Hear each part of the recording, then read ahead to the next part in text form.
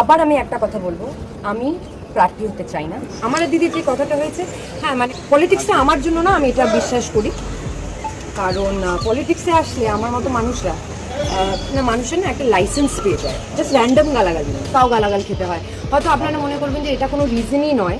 প্রিয় দর্শক, রাজনীতির মাঠে, পশ্চিমবঙ্গের রাজনীতির মাঠে এমন কোনো চিত্রনায়ক নায়িকা নেই যে তাদের নাম আলোচনায় উঠে আসেনি।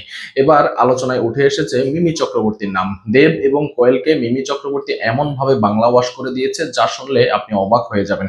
মিমি চক্রবর্তী দেব এবং কোয়েলকে জুতা নিক্ষেপ করার কথা বলেছে এবং মিমি চক্রবর্তী দেব এবং কোয়েলকে গরুচোর বলে আখ্যায়িত দিয়েছে। অর্থাৎ মিমি চক্রবর্তী বলছেন যে তিনি ভালো আছেন, তারা কেন রাজনীতিতে গিয়েছে, তারা ক্ষমতালোভী এবং তারা গরুচোর, গমচোর, দালাল ইত্যাদি বলে কিন্তু মিমি চক্রবর্তী একটি ভিডিও বার্তা দিয়েছেন।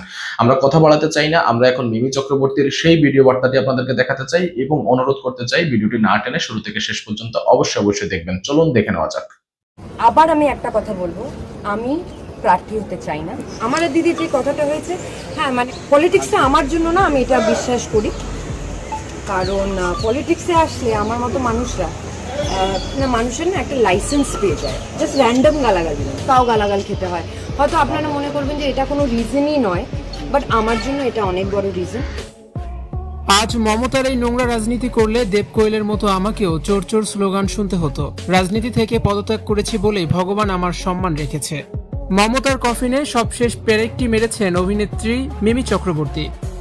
2026 সালের বিধানসভা নির্বাচনে তৃণমূল কংগ্রেসের পরাজয় এবং মমতা বন্দ্যোপাধ্যায়ের নিজের কেন্দ্র ভবানীপুরে হারের পর রাজ্য রাজনীতিতে চলছে প্রবল ময়নাতদন্ত। ঠিক এই সময় মুখ খুলেছেন এক সময়ের দাপটে তৃণমূল সাংসদ মিমি চক্রবর্তী। 2024 সালে সাংসদ পদ থেকে ইস্তফা দেওয়ার সিদ্ধান্ত যে কতটা সঠিক ছিল আজ তা নিয়ে সরাসরি সরব হলেন এই অভিনেত্রী।